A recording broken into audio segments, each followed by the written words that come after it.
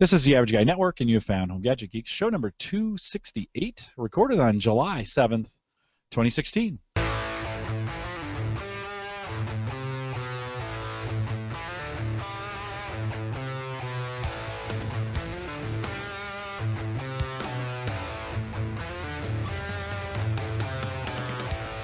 Here at Home Gadget Geeks, we cover all the favorite tech gadgets that find their way in your home. News, reviews, product updates, and conversation, all for the Average Tech Guy. I'm your host, Jim Collison, broadcasting live from the AverageGuy.tv studio here in a stormy, and Kevin, we know stormy for you too, up in the Minneapolis area. Stormy Bellevue, Nebraska. We had a big storm blow through last night, knocked some trees down, thunder and lightning, all that good stuff. It's been weird here in the Midwest because it got really hot early. We didn't have those typical storms with tornadoes and that stuff. And then it seems like as July has come on, it's acting like June, which is weird. And we're getting a lot of thunderstorms. I know you guys up there are as well. Of course, we post the show with world-class show notes each week out at theaverageguy.tv. You can also join us live on our new mobile app, and you can get that very simply just by subscribing to big, easy buttons on your mobile device. Just open up your browser on your mobile device, go to homegadgetgeeks.com, and you'll see right there there's either an iPhone button or an Android button. Just click that. It'll take you right to the pages that you need and get you subscribed and the things you need to get them subscribed in and make it super easy for you to get this downloaded every single week. Of course, Home Gadget Geeks is a part of the Geeks Network. Find this show and many other great podcasts out at thegeeksnetwork.com. And then we recently put a Patreon link on the front page. If you've been wanting to support, and many of you do that through the Average Guy Tech Scholarship Fund, and that's awesome that you do that. Because I'm on Ask the Podcast Coach on Saturday mornings, 9:30 if you ever want to join us Eastern time, or Central, 9:30 Central. If you ever want to join us on a Saturday morning, you're just sitting around, head out to askthepodcastcoach.com/live, and we're out there. I'm out there with Dave Jackson. But because I do that show, we talk about Patreon all the time, and I just thought, well, I'll set that up, and there's one option. It's a $5 support link, and I'll probably do a $1 here eventually. You get nothing for it. I'll mention you on the show if you're a Patreon supporter. So Paul Brarin, thank you for supporting Home Gadget Geeks. Paul was the first one within an hour or two of me setting up the Patreon link out there. Paul had set it up, or had set a subscription to it, $5 a month, or $6, I think, is what he chose. And thanks for that, Paul. We value that. And if you want to support the show in some way, a lot of folks say sometimes, well, I don't want to use Amazon, or I don't like Amazon, and I just want to donate. And if you want to do that, and it's great if you do, I'm not begging you to, but it's just available to you out there. Head out to theaverageguy.tv. Look in the bottom right-hand side. You'll see it just says Patreon. Click on it. It should take you over there, and I have one plan. And if you want to do that, if I get some feedback like, hey, $1 would be better, I'll just create a $1 plan. And if you want to do it that way, again, it just kind of keeps me involved in what's going on Patreon, and a great way for you to support the show. If I get enough of them, we may think about, I don't know, Mike, maybe we'll do T-shirts or mugs or. I am down for that. Stickers seem to be popular again. I don't know why, but stickers seem to be. That is the number one thing I buy from podcasters or anyone that I'm looking to support is stickers. Yeah. I don't know why. I just like them. So we get enough to do it. Maybe we'll get a sticker campaign going on, and we'll send you out stickers. Don't forget the home server show meetup is coming up. Kevin, are you going to come? You thinking about coming down to Indianapolis? I think it's September 17th, I want to say. Yep. Is the day? I haven't got my ticket booked yet, but I'm planning on being there. I'm going to drive, I think, and I'm going to try and bring this guy with me, Mike, along with me. We'll see if we can't do a road trip and get Uyghur out there to join us for. And I think head over to homeservershow.com right now, and I think it's right on the front page if you want to get the details about the meetup that is coming up. You can also find the Patreon link if you go to theaverageguy.tv/support. So just some ways to get that done. All right. Well, we've already heard from Mike. Mike, welcome back. You've got to, can you say? I know you're vlogging this, but you were out last week for a big ticket item. Can you talk about it? Yeah. We were because the vlog's going to go up tonight anyway. So last week on Thursday, I told Jim, I was like, hey, last second we put in an offer on a house, and of course the offer expired for that person at 8. So, and in traditional form at 8:15 we got the call, so it was right during the show. But yeah, we locked down the house. We haven't closed on it yet, but we had the inspection today, and everything seems to be going well on that end. But Hannah and I are super pumped because this is our first home, so going from the apartment to the house for the first time, and finally going to be able to install all of the fancy things that we've talked about on this show that I've just been waiting to have a house to install. So that is what I'm excited for, is getting some new tech for the house. And all that'll be coming here in August. I'm excited for it. Yeah, home automation. We're going to talk about that some tonight, but Yeah. Finally we get some Uyghur Tech home automation chat, and you get to.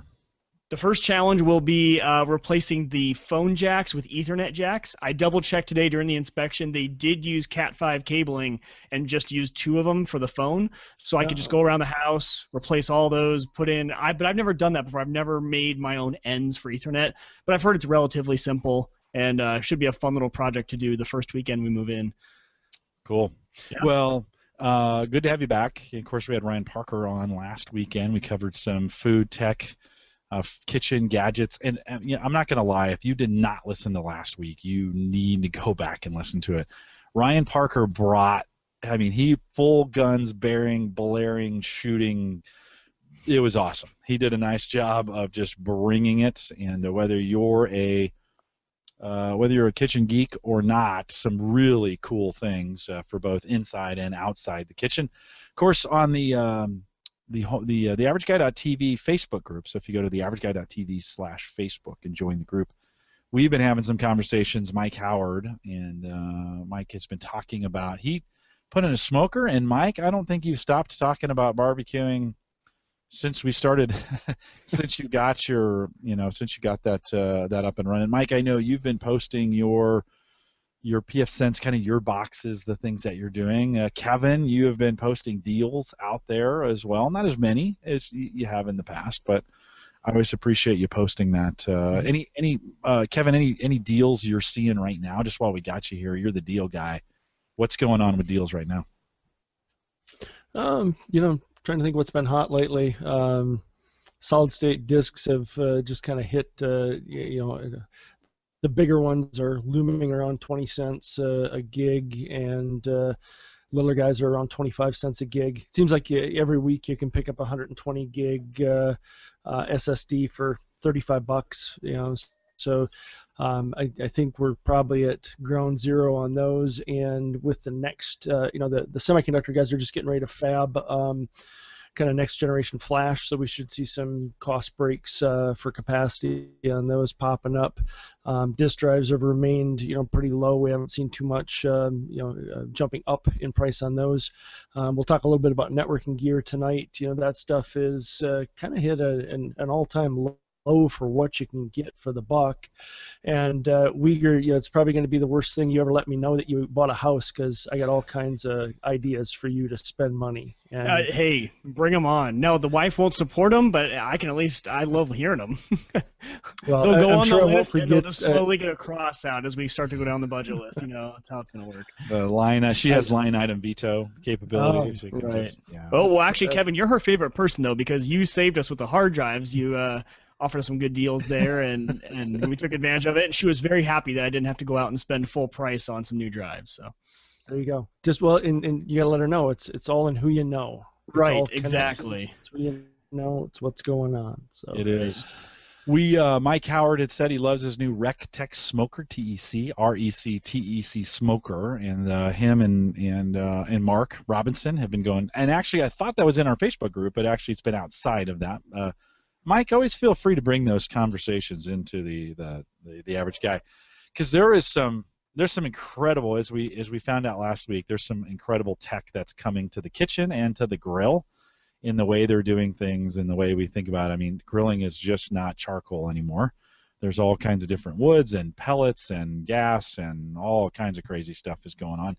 I think smokers have gotten real popular in here in the last 5 years, and a lot of guys and gals are moving to that. So speaking of gals, I don't see Emily out there tonight. That's kind of weird. Maybe she'll join us a little bit later. Kevin, we wanted to bring you in. We've got some things we want to talk about with you tonight. If you're new to the show, Kevin is a regular contributor in all the groups that we do. Of course, as part of the Geeks Network, there's a bunch of podcasts out there. Home Server Show, Surface Geeks, here at Home Gadget Geeks. Kevin is kind of known as our deal guy. He kind of combs the interwebs for deals that we're doing. And tonight we got some great stuff to talk about when we think about what you want to watch for in tech. We're going to talk a little bit about Windows 10, and I think it's very appropriate that we talk about that tonight. A little bit about home automation and then some Wi-Fi. And then a topic near and dear to my heart, Kevin, we're going to talk a little Drobo. Pretty excited about that. Start us off. I posted this week, mostly spurred on by my sister who called me and said, hey, I think I need to update my computer. And I said, well, what makes you think that? And she's like, well, things are getting slow and blah, blah, blah, blah. And I said, well, what OS? And she says, I have no idea. And I said, well, let's just talk. So I call her. She's still on 8.1. And it's, oh boy, it's been a while since I've been on an 8.1 machine. And we're going to upgrade her this weekend. But let's talk about it. July 29th is the very last day that you can upgrade to Windows 10 for free. For most individuals. Back up. If you're doing this, back up before you do it. But Kevin, what are you seeing out there? Let's talk a little bit about. It's more than just upgrading to Windows 10 for free. There's some things to consider. Sure.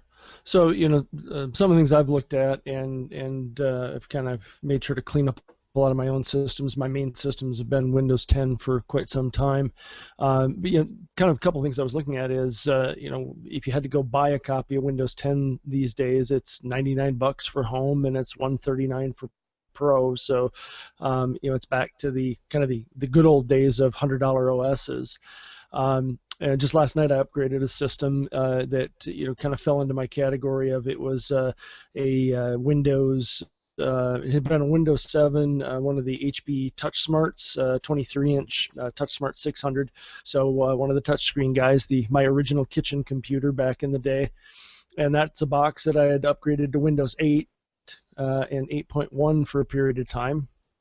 And that's one of the points that I make to everybody is on that one, I could have easily just did the automatic upgrade from Windows 8 to Windows 10, but I'd actually wasted a Windows 8 key there. So what I did with it is it was a box that I was going to clean up anyway, put a new partition on it. And one of the things I hadn't realized till I checked on it was you can now install Windows 10 straight to a new clean hard drive with a Windows 7 key. So you don't even really need to upgrade anymore. So this is basically a HP PC. Flipped it over, grabbed the Windows 7 Pro key off the back, popped in my USB stick with my Windows 10 media on it, which you can make from any Windows 10 computer you want. In the show notes, I've got a couple of links there to help take you out to do that. And rebooted the system. Actually, the thing that took me the longest time on this system was to delete the old partition off the disk drive. And make sure you keep an old Windows 8 install disk handy, because that seems to be one of the easiest. Or actually, you can do it from the Windows 10 install as well as go in to do a repair. And in the process, you can jump out to advanced features, and it lets you get to the command line, and you can kill it there. But quick and easy. I mean, it was on that box. Like I say, it took me more time to kill the partition, clean off the drive. The system rebooted, found everything really nicely, and that was a system that it's an older system now, and I was a little concerned that would Windows 10 work well on it, and I got to tell you, Windows 10 I think works better than Windows 8 did. Windows 8, when I first put it on that system, it took quite a while to get the touchscreen working exactly right, and a few other the features working right. Windows 10 came up, touchscreen worked right away. Everything came back like I thought it would, so very good experience all the way around there. So that's easy to upgrade, but also easy on some of these older systems. If you have older Windows 7 systems that you don't think you need 7 on them, go ahead and knock them up to Windows 10. Yeah, and when Windows 10 first became available to us last summer about this time. For the first 6 months, the driver support was just awful, and lots of problems with it. And even into January, it was pretty rough. And they came back from the holidays, and they must have had every single person at Microsoft working on driver support, because it quickly was fixed. And so now with most Windows 10, and the most common problems with Windows 10 was, of course, there was a Intel video driver that just would crash all the time. In fact, I still have some. We are using older copies of Windows 10 at work. We have converted, but we haven't necessarily kept the updates the most current. And since upgrading to Windows, the most current version, or 15.11, is kind of the base, and then there's the various installs that go to it. A lot of those problems have been worked out. So if you've been waiting and you've heard some stories and you wanted to get Windows 10 at any particular time, probably now is the time to kind of make that happen before it stops becoming free. Kevin, good advice. You also mentioned you can still pick up Windows 10 if you want to buy it separately, although a lot of folks won't. $99 for the home, $139 for the Pro if you want to get it that way. Yep. There is a media creation tool that is out there that to make that. We'll drop that link in the chat room, but I'm assuming, Kevin, that's how when you took that all-in-one you just wiped out the partition and then went to this Windows 10 media tool to make the media to be able to install it. Is that right? And then you put the Windows 7 key in. Yeah, so the media tool, I went to my main workstation. You can go to any system running Windows 10. Just type in media or use the link, and it will show you how to get to making your own USB stick. I think one of the questions it'll ask you is, do you want the same version that's on this computer? I recommend unchecking that, and that way it'll give you a 32 and 64-bit. It'll give you all the versions of Windows 10, so you can pick it off that way. And then like I said, I really was kind of surprised that I just keyed in that Windows 7 key. It finished loading and started updating, and I went to the search bar and typed in Windows activation, and it popped up and said this copy of Windows has been activated through I forget the term they use now, but it's the upgrade process, and so they've got a special terminology they use for that. But yeah, quick and easy, and no. Yeah, and that is a bit of a change, because in the past there had been a period of time there where you would have actually had to have had Windows 7 on it and then done the upgrade in those stages. So it is nice that Microsoft has opened things up now to let you do a clean load as long as you have a valid key. Yep, and if you're buying a system from someone and that you make sure that sticker, the Windows 7 sticker, is still on the machine, you can use those license keys are tied to the machine, not the people. And so you can use those keys to get it done. I walked somebody at work through that just the other day. I was like, oh yeah, because he had done alternate methods to get it done. And I said, is there a sticker on there? Because right now you can use that Windows 7 key to upgrade to Windows 10.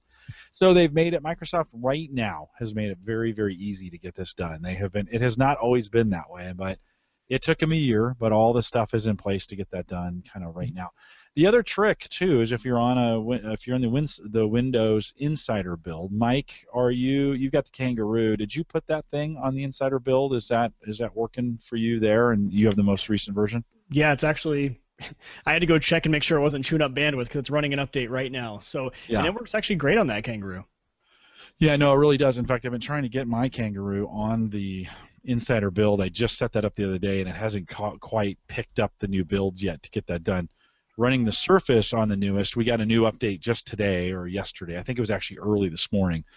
The newest update. I think we are super close. So right, August 2nd, the anniversary edition, or the anniversary update is what they're calling it, for the summer update, is coming. I think the Insider build, I think what we see today, Mike, is going to be really, really close to that they're going to release on August 2nd. So that's what I was wondering, is if they're going to start slowing down, because we've had one a week. And they haven't slowed down at all, and this is still on schedule for one a week. Yeah, and sometimes two. So maybe this one will be one of the last ones we see. Yeah, Kevin, have you been on the Insider builds?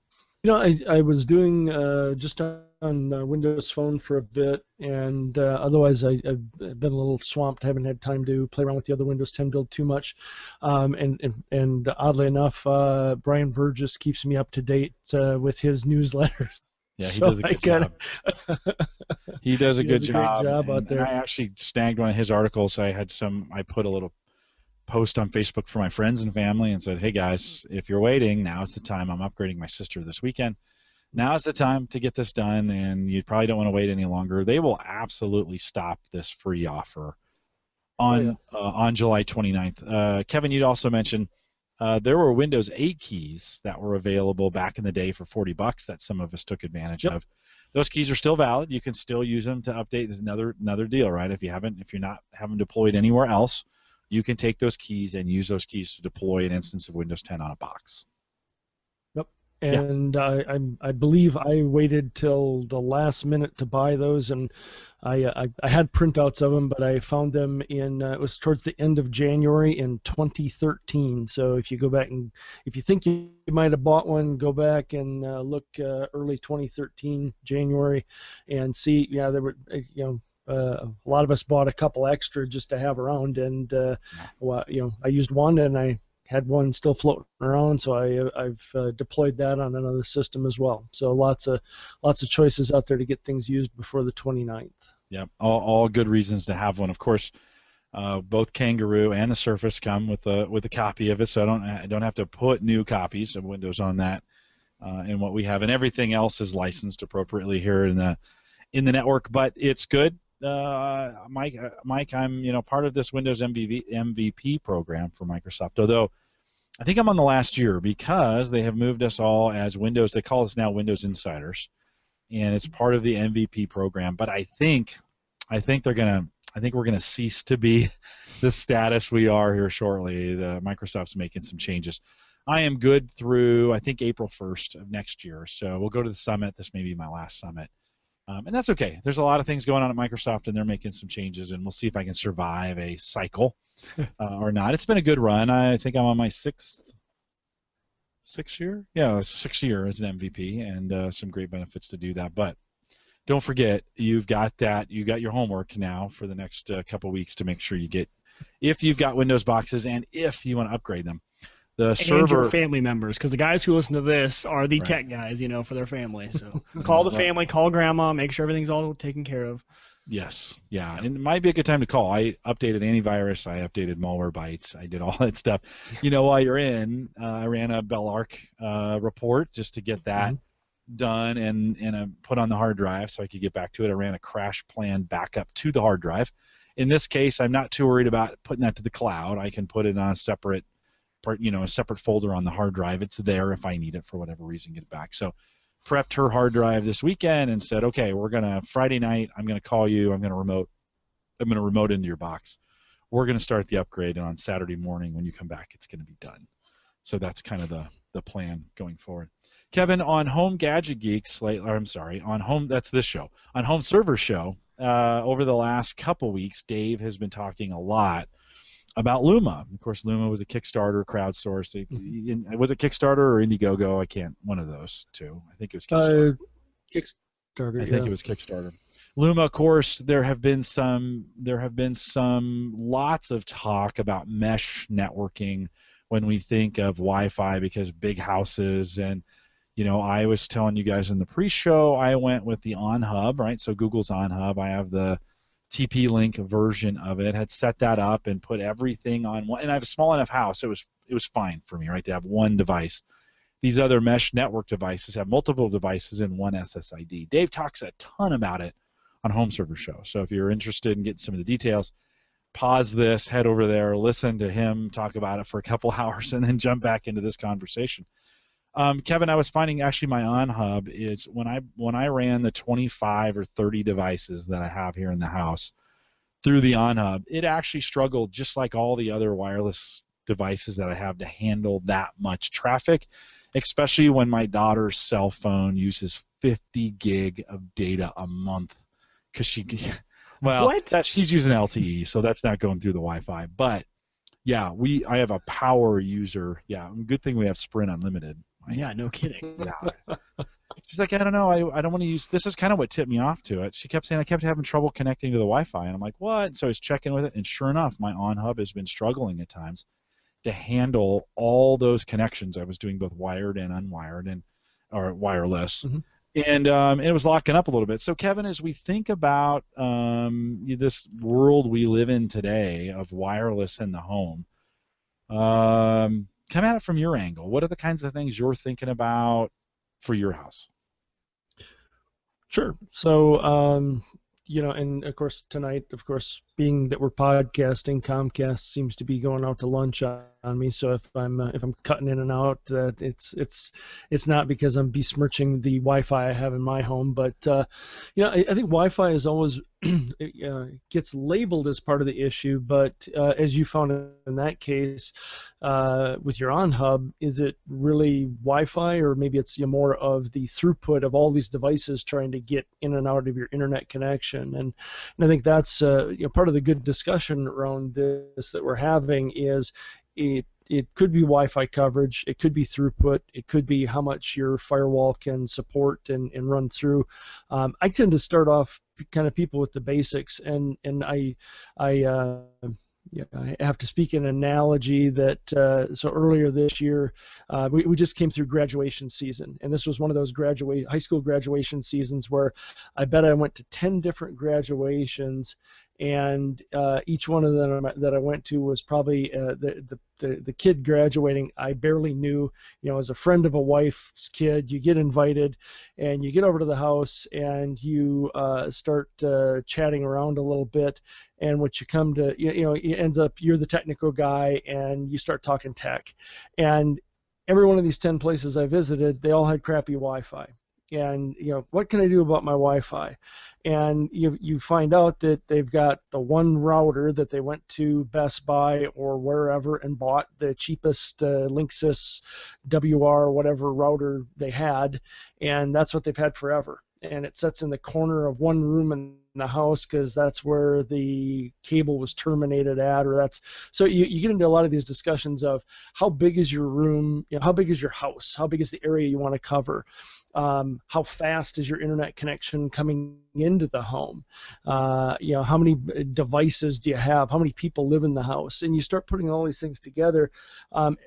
As I start getting a lot of this put together, I've also adopted a couple other things. That's, Mike, why I was teasing you about buying a new house, is you have to feel out these people to say, can you pull cable or are you not going to pull cable? Do you already have cable pulled? Because a lot of these newer solutions, the Luma, the Arrow, Amplify, and Plume, are nice for a lot of people because technically you don't have to pull any cable. Some of them might run faster if you did pull cable, but one of the real standouts to these guys is they mesh with each other over wireless. So each of these little individual products will talk to each other wirelessly. For the high-tech guys out there, that does cut into your bandwidth because you're using some of your bandwidth for the devices to talk to each other. But at the end of the day, it gives you coverage, so you can get better coverage in the home. Well, and that's so true about not knowing what aspect of the network is their problem. I mean, I couldn't even imagine all the people that I was going out to help that were still running a DOCSIS 2 modem. And they were like, well, I called my cable provider and they say I should be getting 60 down or 100 down. I'm like, yeah, and your modem's not even going to let you get half that. I said, I'm surprised that your cable company actually should have told you that. That's not your fault for knowing, But, I mean, a lot of times it can be anything. It's never just the coverage, and you're so right on with that. No, and that's and in certain cases, these, when we start talking, I guess another thing to think about, with not to dive too deeply into this mesh kind of discussion, but one of the other things a lot of guys have done is, hey, I've had bad coverage in my house, so I'm running multiple wireless access points, or I've taken multiple old routers and turned them into access points. The problem is then each one of those looks like a separate network. And as you're walking through the house with your tablet or your phone, they don't switch off well. So, why don't we have that problem in businesses is because, in business IT, we set up multiple access points and we use some form of a wireless LAN controller. It's, the intelligence in there that allows all of these access points to work together with each other. That's the next thing we're seeing creep into this idea, is the Lumas, the Arrows, the Open Mesh. With them having this mesh Wi-Fi, they're also setting up one SSD and one network across all these access points. So now I can scatter all these little guys all over the house, get good coverage, and get good throughput, and also I don't run into these switchover problems. When I move from the den to the living room or go upstairs, I can hop these different access points without running into those traditional issues you'd have with access points. Yeah, and some control the traffic between themselves via radio, so they don't require necessarily the one. You have one that's wired in. The rest are talking to each other using their radios. You mentioned that. Some of them you can connect with wire, right? And some you can use power over Ethernet as well. So you can run one out. If you're running a cable to it out, you can power it that way as well. So lots of different options. It's interesting, Kevin, because this is a fairly new, little bit of wild west. When we think about these companies, many of them have started small or as Kickstarters, and they're, we're kind of figuring out what does it mean, and is there a market? I think most people are buying one router, calling it good, right? Yep. Setting it up, calling it good. They run it for 2 years, it stops working, they buy a new one. I think that's kind of what most people do, don't you think? I agree, and I think that's back to my 10 graduation visits. So Luma and Eero are probably the two that are really aiming at, hey, your Wi-Fi doesn't have to be bad. You can have better Wi-Fi. The problem is that average consumer doesn't know that. So to me, one of the best things those guys did was jump in very heavily with Amazon. They're working very heavily on how they're getting their word out there. And once again, at the end of the day, I sometimes have to remind the folks, like over at the Home Server Show, is even though we're the tech enthusiasts who recommend this stuff a lot, in a lot of cases, these devices aren't targeted after us.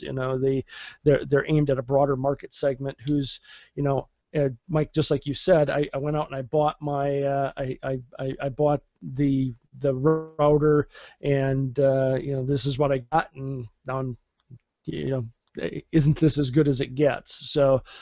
But Jim, back to your point, these guys simplify things now by being able to talk to each other over Wi-Fi. A couple have popped up. This Amplify is a Kickstarter. It's in pre-sales right now. Luma and Eero, all the different devices in their mix, they all end up looking like wireless access points. The Amplify is actually doing a Wi-Fi repeater kind of function, and generally I tend to, Wi-Fi repeaters don't have a great reputation in the home, but Amplify is actually built by Ubiquiti, and Ubiquiti, well known in Wi-Fi, but also they do really, really well in like point-to-point wireless.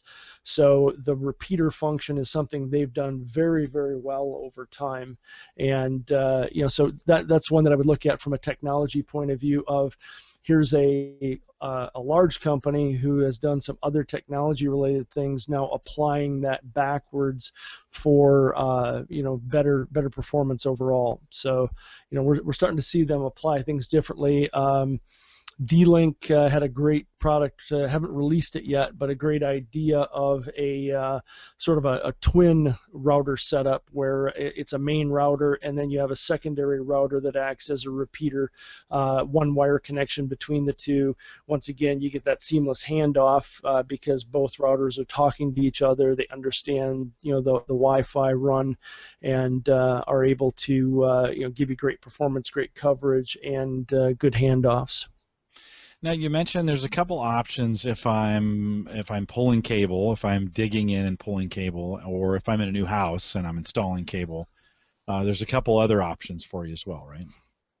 Yeah, so that's where we get into more of the traditional wireless access points. Guys like any of the major names of Cisco and Aruba, and more of the traditional workplace products. But more in the home area, Ubiquiti, Open Mesh have done real well in those segments. Actually, quite a few episodes ago, you had Nathaniel Lindley on talking about his Open Mesh deployment, and that's a great watch for anybody viewing this who'd like to know more about Open Mesh. Go back and listen to Nathaniel's episode on here. He did a lot of great research on determining how much bandwidth he needed. Ubiquity and Open Mesh, getting back to that wireless LAN control kind of function, they both have some software products to do that.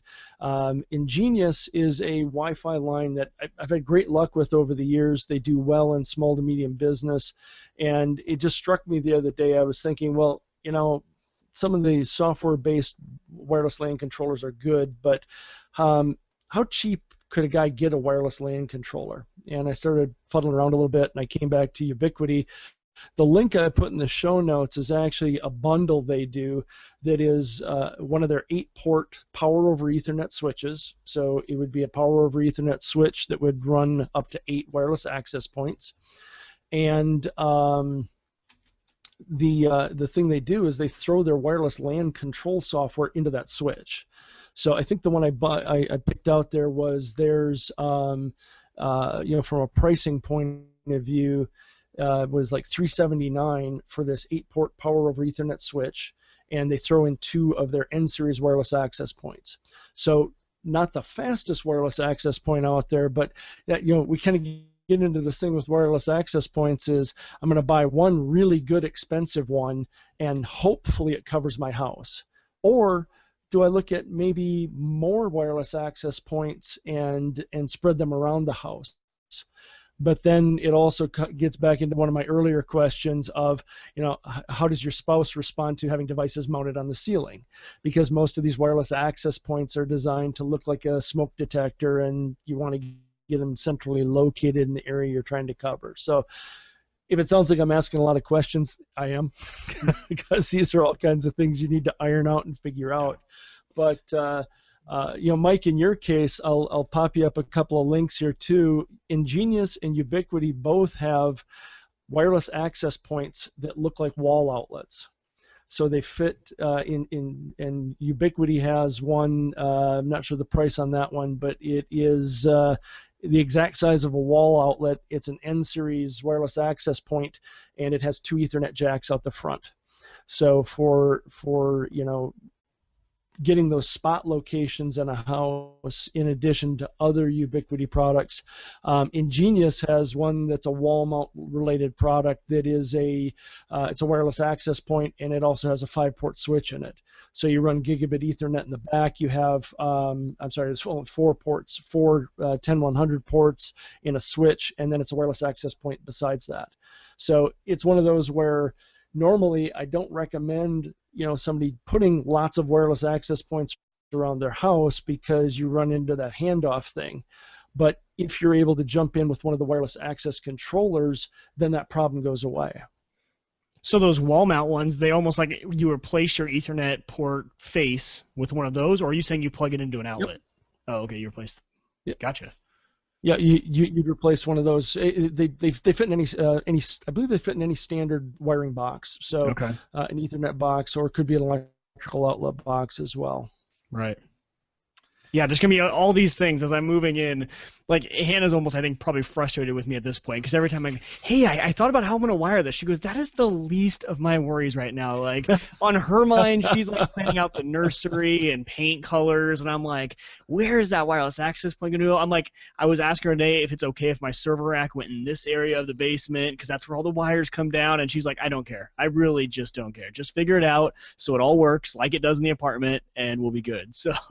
wife approved for her is just if everything functions okay and there's no black wire running across the floor like there is in the apartment right now. So get her moved in, and then just do those things on the weekends when she's taking a nap. Exactly. What she doesn't know won't hurt her, but what will hurt is many of these mesh or Luma, Eero, Amplify, Plume. They're not cheap, Kevin. I mean, we're going to talk about Drobo, and I used to take it on the chin for Drobos being expensive.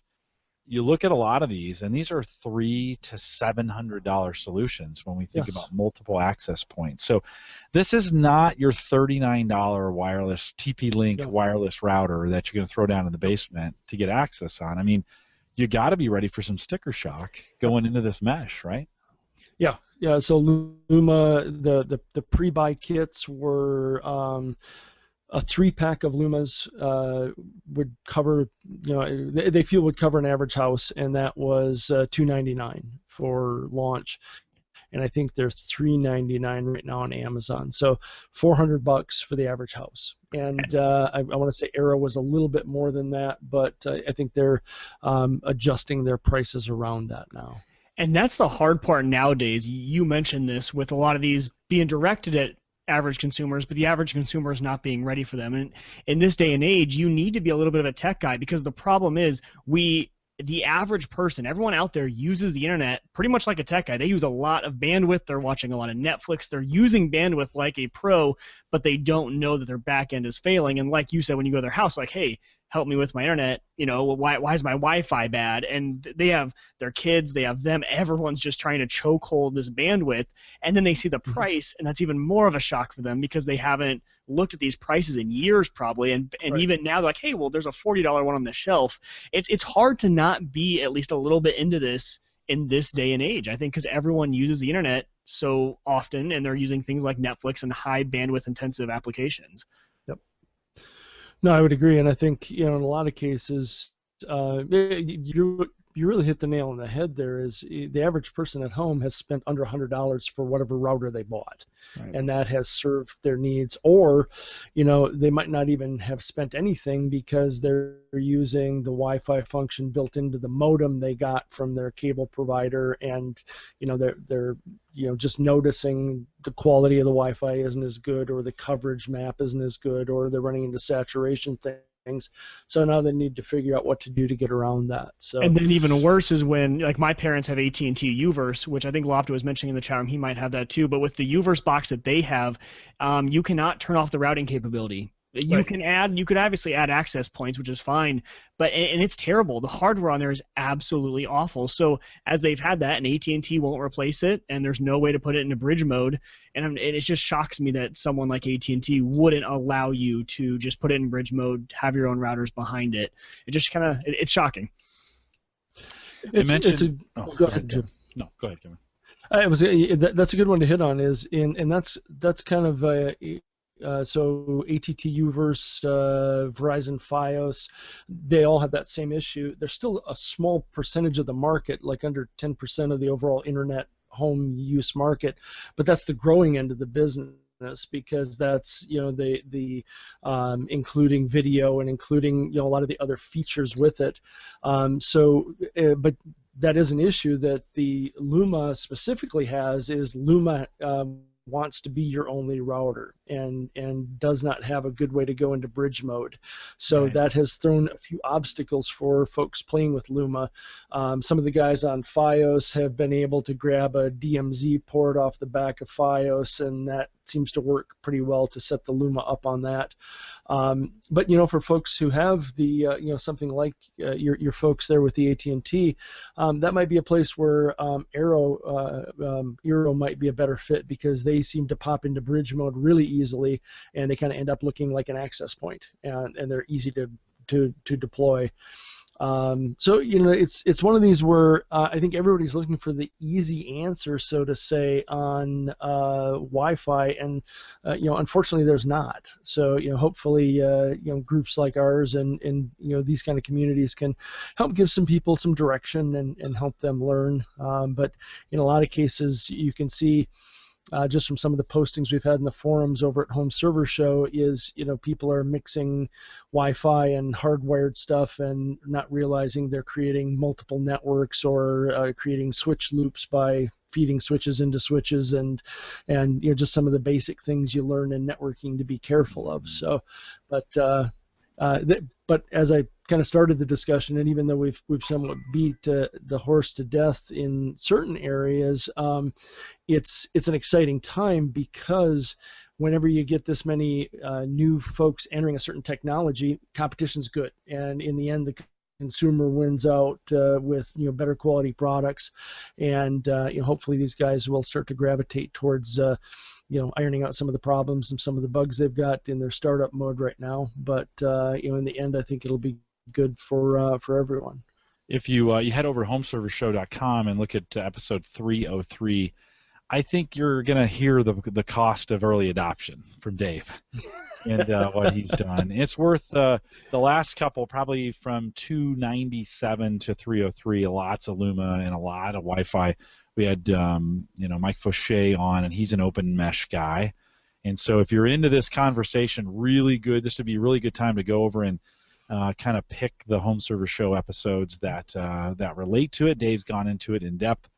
I mentioned earlier I'm back. Actually, my main router, I'm back on pfSense. I'd gone to the OnHub, and I had let it do everything. It was DHCP for the whole house, 30-some devices in the house, all attaching to it, multiple phones and a whole bunch of PCs and some network routers and all the stuff I'm testing on the desk, and it just couldn't keep up. And what I was finding on Saturdays when I would start doing uploads for home gadget geeks, it just lock up, and I'd lose it. And so I would restart it, and everything would be fine, and we'd be back up. And so I kind of know I was overwhelming that router. So later this week, fired back up the pfSense router, updated it to the most recent version because it had been shut off for a couple months, and put that out in front. So that sits in front, and actually then the OnHub grabs its IP address and really just becomes a bridge or gateway for all the wireless devices. So now it's serving 7 or 8 wireless devices, while all the wired network go through some switches and then find their way to the pfSense router. And of course, pfSense has just been rock solid. I never have had an issue with pfSense doing anything weird, and I kind of like it because I guess running that on. Say that again. What hardware are you running that on? Yeah, an Atom D525, old first gen Atom from 4 years ago, 4 years ago, 4 gig of RAM, and it just is rock solid, right? I mean, it just does what it's supposed to do. So Kevin, I've introduced maybe that multiple network thing back in there because we do have 2 networks in the house now. The wired network is going to be the 192.168.1, and then the OnHub is going to be 192.168.6. And that's how I separate the wireless from the wired network. And, of course, then those route through the pfSense, the wireless route through pfSense on the way out. Working well so far. So we'll see this weekend. I got a whole bunch of stuff to do, and we'll see how the wireless holds up as we go. But money on some of these new options, and you're absolutely going to pay the price of early adoption because there are some frustrations that are going there. All right, I'm super excited to talk about this because no one has ever said to me, Jim, let's talk about a Drobo. Kevin, did you buy one? Yes, Jim, I bought a Drobo. Not to belabor the Wi-Fi discussion even more, but part of my initial interest in Luma was, at home here I have 2 networks. I have a lab network and the network for the home. And part of my idea for Luma was the thought that I wanted to simplify that home network and have some control in it. Likewise, with my home storage uses, and Jim and I are, I think, pretty similar, unless your life has changed, Jim. Nope. I'm not a hundreds of terabytes kind of guy. I have probably, I would say I have about 4 or 5 terabytes of irreplaceable stuff. Pictures, and I've got a bunch of music movies, that videos. Yeah. My uncle records music, and I've got a whole bunch of his stuff that's original type of stuff. Otherwise, I'm not a DVD ripping kind of guy, but I use it for backing up PCs, backing up computers, and I just instead of heading down another path of which Windows OS or Linux OS or another OS, and I had played with Unraid a bit, great product, just didn't really want to head that way. FreeNAS is rock solid, decided not to head that way. And I started thinking it would be a good time to give Drobo a look again because I haven't had one in years. Bought a Drobo 5N using the scholarship program at theaverageguy.tv/Amazon. Absolutely. Yes. Yeah. Not that I just and haven't put the accelerator card in, popped in just 3 4 terabyte drives to start with, started copying stuff over. Setup is just drop dead easy. The only thing that I got as being a knowledgeable networking guy, I hit a point where it said, make sure you load the Drobo software on each PC you want to connect to the Drobo. And I'm like, oh, geez, I don't want to do that. No, you Can't don't I have just to. map a network Yep. drive? And Yes, it's you like, can. yes, I can. And, so my wife and daughter have no idea, once again, that they're mapped into the Drobo. I'm working on changing my backup technology here again. On your show many times I've talked about Paragon. Paragon's latest version of their backup and recovery free edition now supports UEFI BIOS. So previously the free version did not support the latest BIOSes. And for a lot of the guys who are familiar with backup and recovery, especially bare metal restore backup and recovery, can be kind of painful with the latest gen of the BIOSes.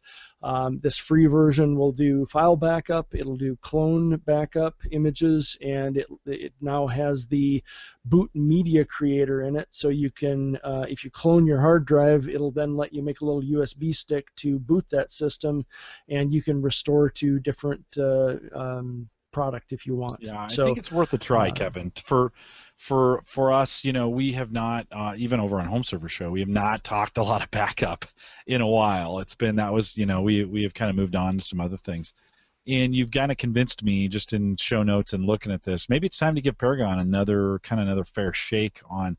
I use a Cronus for my PC, my wife's PC. I back those up. Do incremental backups for that, and so I can. Those are the two most important PCs in the house. If we lose those, and those are backing up to my Drobo as well, so those are there. And I had been running those to Crash Plan, but I think I'm actually going to just move them to my Drobo. The files that I really need sit on the Drobo. Those go up to Crash Plan, so they're in the cloud. If something were to happen here locally, well, we could get those back. But Kevin, to go back to the Drobo for a second, what's really, really interesting, a year and a half ago, massive changeover at Drobo. The original founders came back, bought the company back, kind of excused the company that they had bought. They had sold it to 2 or 3 or 4 years before that. The company we kind of knew, and at first I was kind of like, I don't know about these guys from Connected Data. They're the ones who bought it. Kevin, it's a night and day difference on the firmware and the software that we're using for Drobo now. It used to be jankety and some of it didn't work. The Drobo apps were questionable. Like the Crash Plan app on Drobo never worked. It works now. Like Elephant Drive works.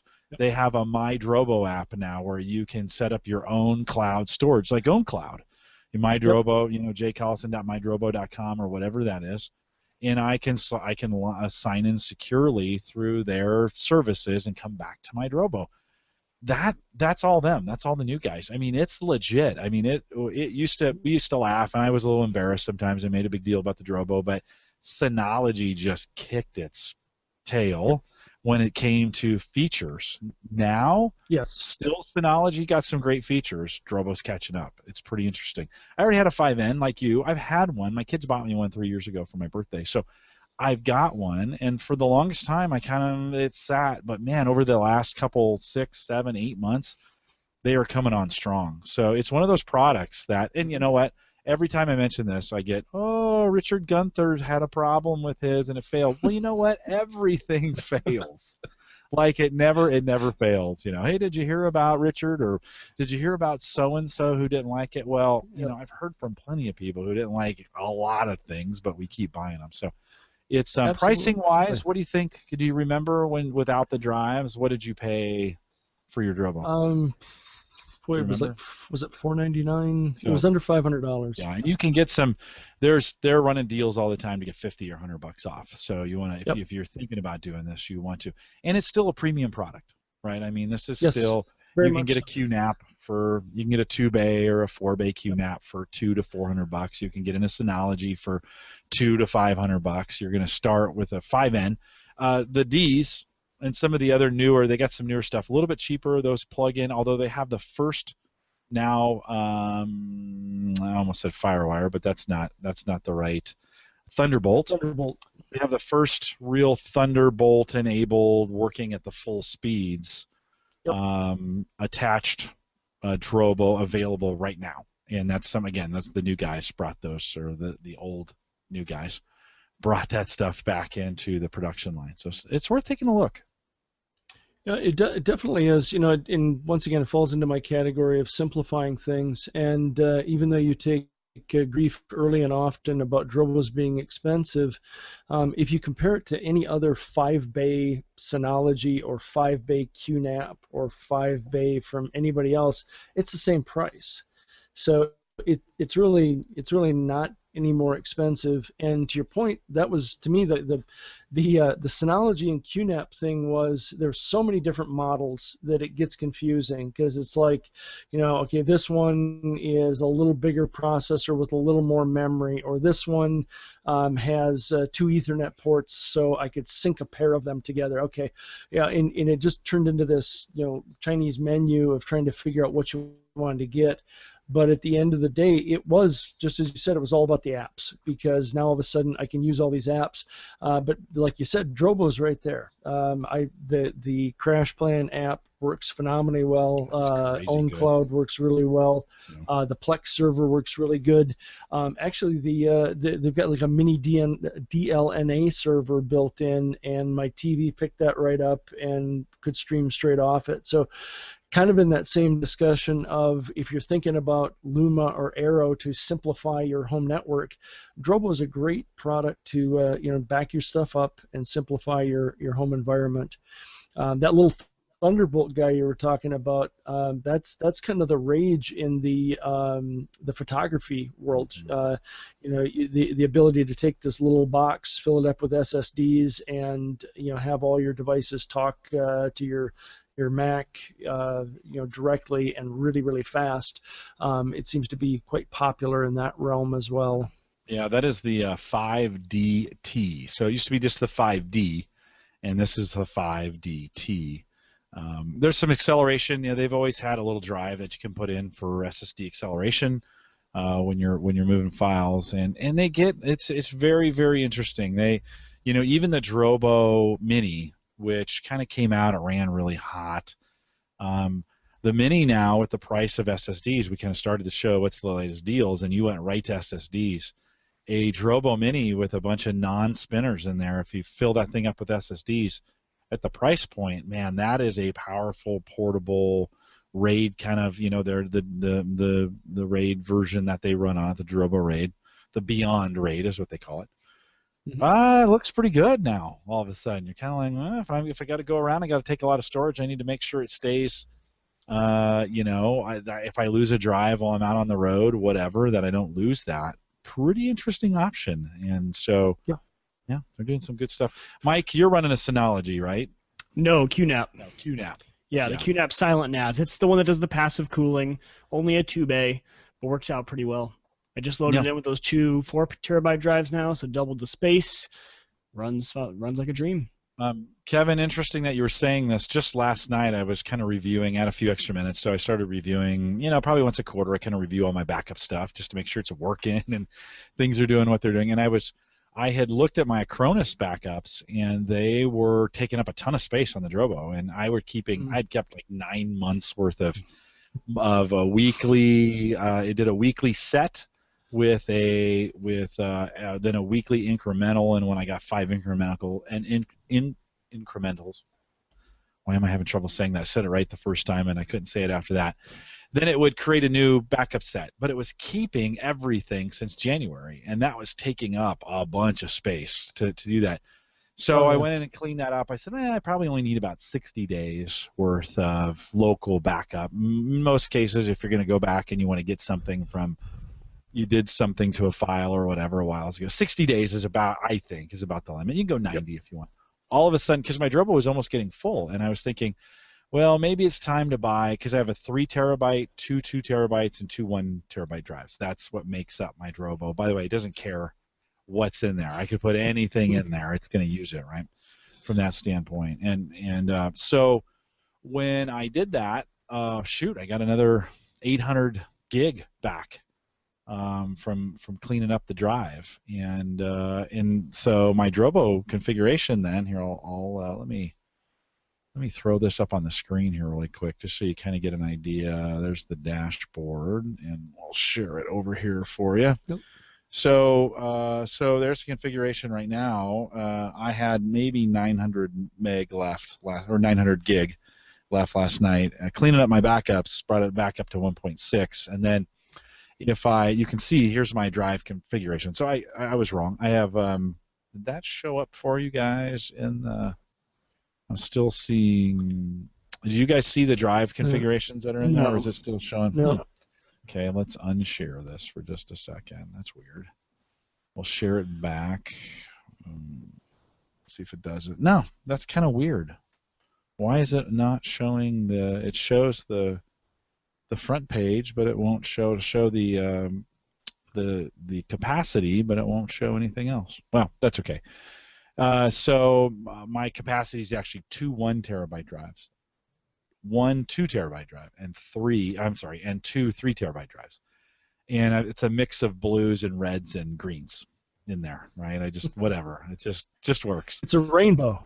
And and I will eventually put all reds. That's kind of as things either wear out or I need to upgrade. But Kevin, really, you saw in what I was doing. Yeah, I have 1.93 terabytes of data, not a lot, and that includes backups and ISOs and all the things that I kind of keep around, as well as my music and my so 2 terabytes, not too terrible. No, and that's I'm kind of it depends. Same kind of housekeeping type of thing. It builds up over time, but if I look at that core kind of amount of storage I have of stuff that I would find irreplaceable, right, it's probably under 4 terabytes worth of stuff. Yeah. Mike, what are you? So on your QNAP, what do you keep in there?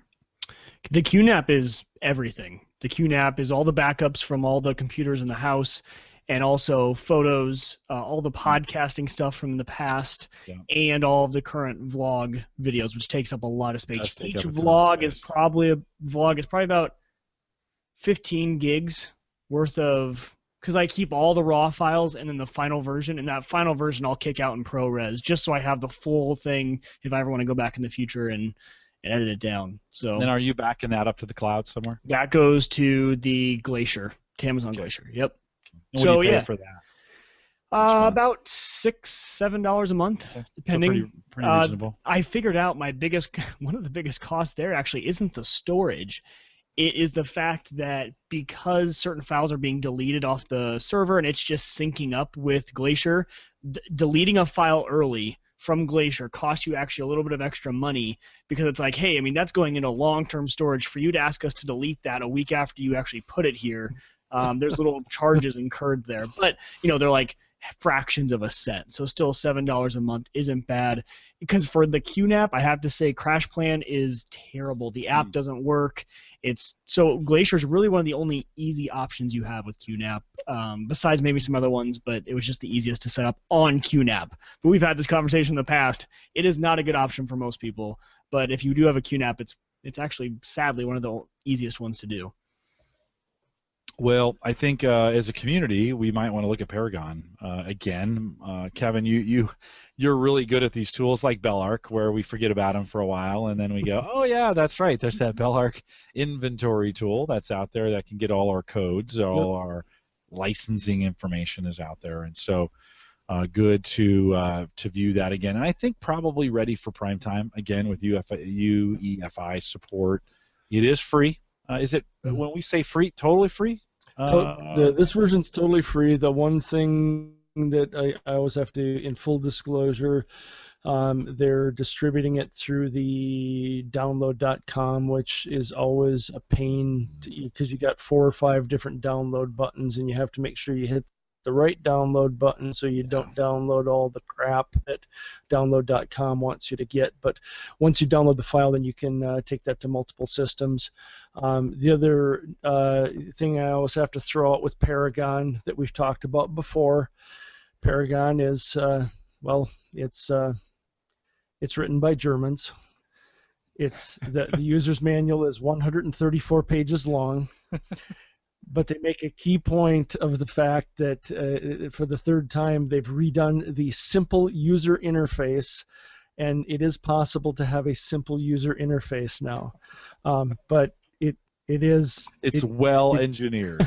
Let's put it that way. It's right? well engineered And well documented, it seems. and very well documented. That is awesome. Well, Kevin, thanks for the update on all those pieces. An hour flies by when you're having fun, and we've had some good discussion in there. I will say I am looking, and Kevin, maybe I'll take your advice on this here. One of the thoughts as I was driving home today, I don't know why I had this thought. I've got this Kangaroo PC I got from them. We're having Ben on the show at some point. He's been going back and forth to Asia, so it's been hard to get him in. Mike, you and I may have to interview him during the day and play that into the show, into the live show. We'll have to figure that out. It's been hard to get him on. But Kevin, you were the guy that inspired me for the kitchen PC, like this HP all-in-one touch in the kitchen, whatever. And in our kitchen, we've got this calendar that, it's a whiteboard calendar that my wife writes on all the time. And I thought, with Windows 10 and inking that is coming for the anniversary update that's coming here in August 2nd. We're less than a month away from it, and really good inking capabilities coming with Windows 10, which means you can write on it. I'm considering replacing that whiteboard with a full touchscreen 20, whatever I can get my hands on. I think from a price point perspective, 22 inches is probably the right size for touch. It gets really expensive after that, but I'm considering doing that and then just mounting the Kangaroo right behind it, run it Wi-Fi, and mount that thing on a VESA mount to the wall and make that the new kitchen calendar. And then we start syncing all our phone calendars up to it, and you can, hey, Cortana, make me, I shouldn't say that because now Cortana just started. Shoot. You could invoke the C word, and like all my PCs just woke up. I mean, they are like going, yes, master, can I help you? What? Yes, he just woke up on the surface. But yeah, but that would be, I mean, in the anniversary update and the builds we're getting, the Cortana is getting really good at it being able to take notes, the sticky note feature, the inking that's coming. I don't know, as you look at monitors and you look at touch screen, anything I should watch out for? A microphone with the Kangaroo. Well, yeah, for sure. I'm going to have to put a mic in there in some way. Right. So if my my eBay account comes up here quickly, and I was going to say, well, surprisingly, but I'm sure this is not surprising. Back at CES, the idea of a $5,000 Samsung refrigerator with an LCD panel in the door seemed obsessively expensive. But I noticed as our kitchen refrigerator is still, the small freezer door up top and refrigerator door below, I looked at it like that freezer door would be the perfect place to mount a touchscreen monitor. And to your point, inking is coming on incredibly fast. There's I've played a bit with Microsoft inking, and it seems like it's going to be kind of a game changer there. One of the routes, there are several different do-it-yourself guides out there for buying an LCD touchscreen and mounting it up in a frame and making it very small and very thin. But I happen to have found, let's see if it's still on my watch list here. I want to say it was Hans G. It's a European monitor line.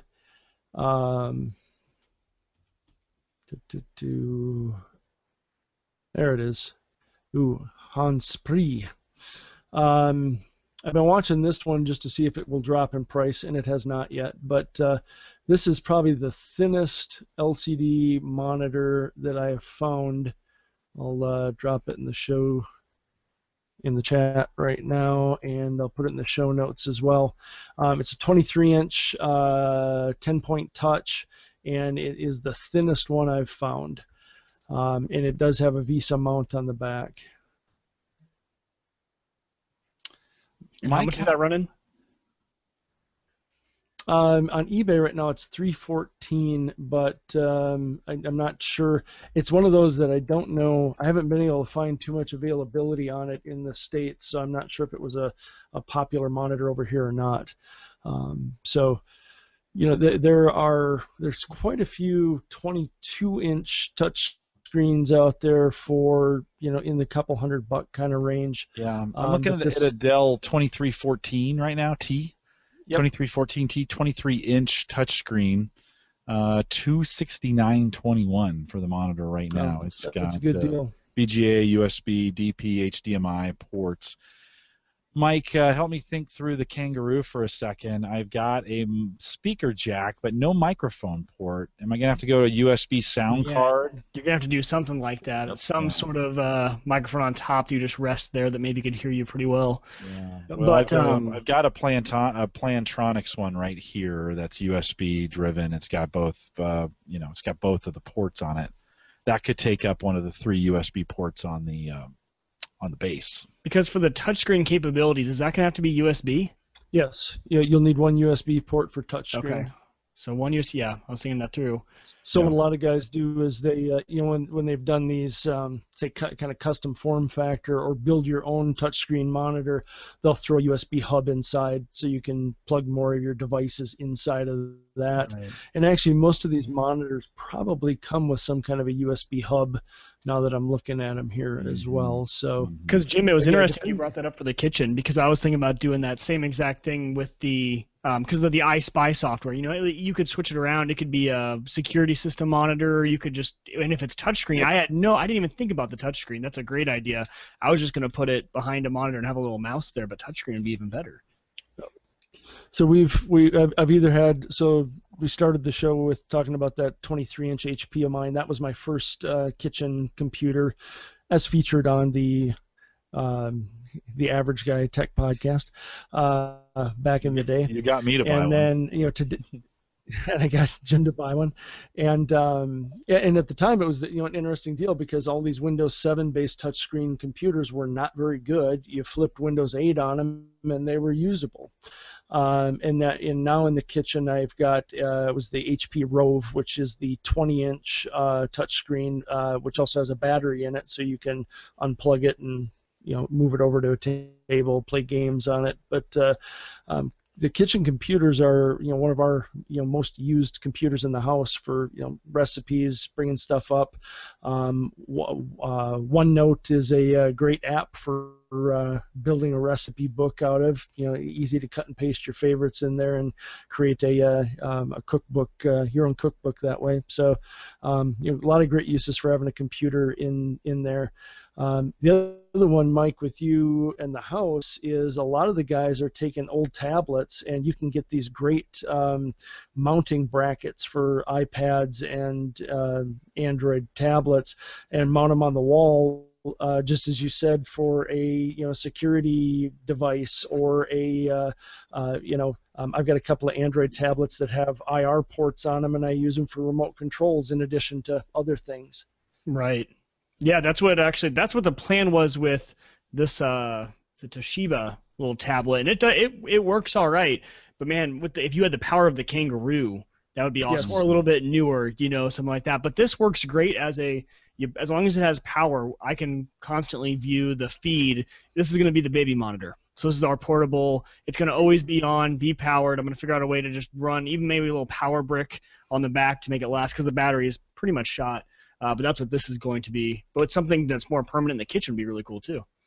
Yeah. Thanks, Brian Hour, for that. I think Yes, that was from Brian. And I mentioned him in the vlog because I had been using it as a Plex remote as he suggested. Yeah. And then now it has a brand new use that's going to be awesome. Yeah. He's normally out there. He must be out and busy tonight. And Kevin, a lot of talk about your dog going on in the chat room. They're just loving it. What's the breed?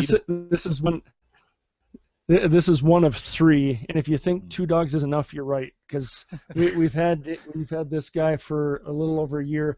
It's storming tonight, so he's a little anxious. But his name's Reggie. Reggie, come here. Reggie's a good dog. This is the point when, if you're listening to the audio, you want to come over to the video and watch it.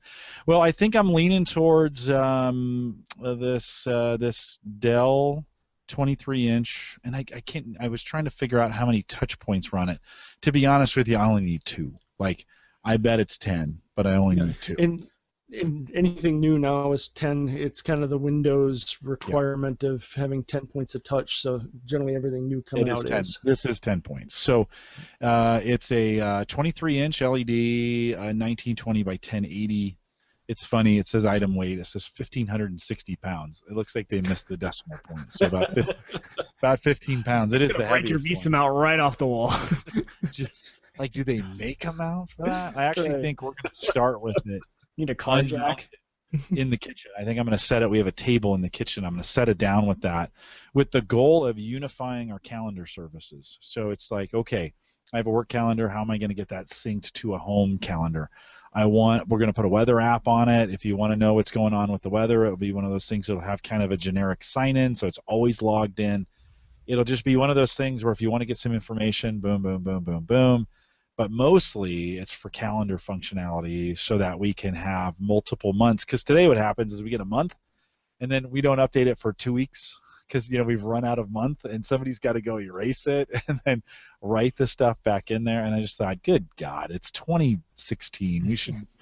We should, and it was nice to have that touch screen. You're right, Kevin. It was nice to have that. So it's funny that I was just thinking about that today, and then of course we'd have you on the program to talk me into it. So I think that's the one I am leaning towards. Well, Kevin, thanks for coming on, and always great to have you, Mike. Great to have you back. You guys hang around a little bit for the post show. Remind everyone of the new Patreon link that's out there on theaverageguy.tv. So if you want to head out, and if you ever wanted to sponsor the show, or you can even just do it for a month, whatever. I did it because I wanted to see how Patreon worked, but I've provided the link for whatever reason. If you want to use it, it's open, available to you. You can head out to theaverageguy.tv, look for the link in the right-hand corner, or go to theaverageguy.tv/support. You can contact the show via email. Send it to me, Jim at theaverageguy.tv. A great way to track me down is on Twitter if you want to do it that way.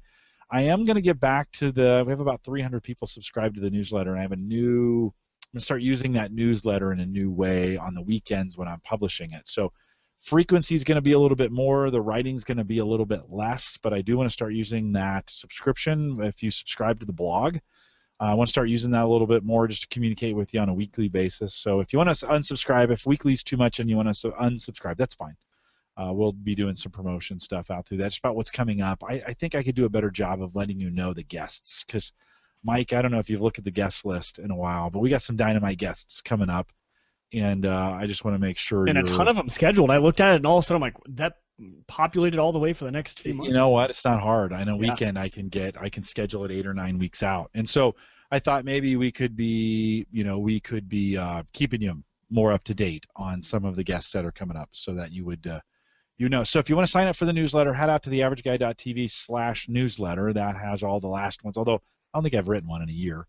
But the last one that's there, the subscribe link to it is there if you want to get subscribed to it. The TheAverageGuy.tv platform, both web and media hosting, of course, is powered by Maple Grove Partners. Get secure, reliable, high-speed hosting from people you know and trust. You know that's Christian. For more information, if you want to get some hostings, plans start at $10. MapleGrovePartners.com. We'll thank Roger out at WLMN Radio, faithfully playing Home Gadget Geeks 9 a.m. Central. I think it's 9 a.m. Central. Could be Eastern.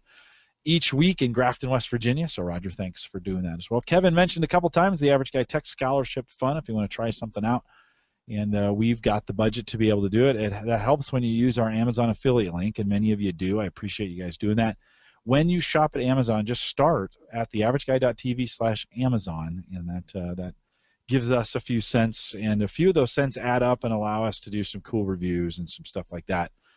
So we'll get that in as well. Don't forget last week's show with Ryan Parker. It was really good. So if you missed it or you're behind, skip ahead to it. It was a really good one. We have some great stuff in there. We got some great guests coming up, including I mentioned Ben from InFocus coming back to talk a little bit about the Kangaroo PC. Dwayne's coming back to talk about some Azure. I think we know him most for his home automation stuff and home gadgets, but we're going to talk some Azure with him coming up. So that is doing it as well. I'm trying to pull up this link just as fast as I can to get to the to get to it. Nathaniel's coming back. So Nathaniel and Chip, a new Chip actually from the Making Dad show. We're going to come back here and talk about Chromebooks. So we got that coming in.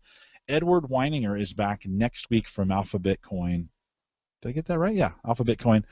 to talk about the status of Bitcoin and where that's at. I think a very interesting discussion that we'll have. So he's got some new news. So this isn't old stuff. I just talked to him. We did a little pre-show call, and he was like, hey, do you want to talk about this and that? I'm like, I have no idea what those are. So yes, let's talk about those things. So he is doing that. Chris Nessie is going to come on. Chris is kind of a fan of the show. He's been out and around the Google Plus communities, and Chris talks about education tech. So he's going to come on, and he's got all kinds of great tech about that. And then we're going to get a Windows MVP on here, a Windows Phone MVP. Joel is going to be coming on. Rushworth will be coming on here in September to talk about kind of the status. Where's Windows Phone? Where's Continuum? What's going on with that?